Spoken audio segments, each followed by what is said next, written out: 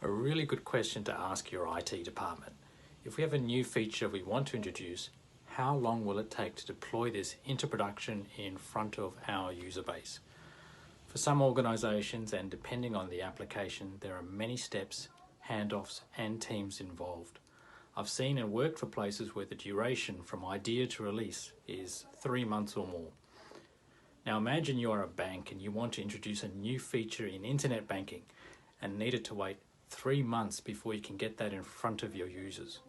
Or you have an internal application and need to introduce a new process to all your staff, but need to wait 3 months on the technology to be changed. How long can you wait?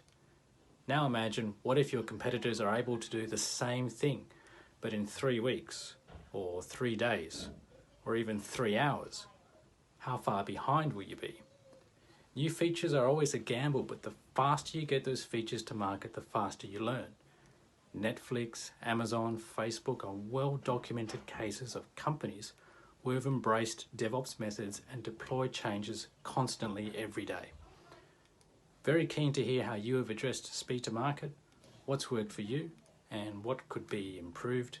Just direct message me or leave a comment below.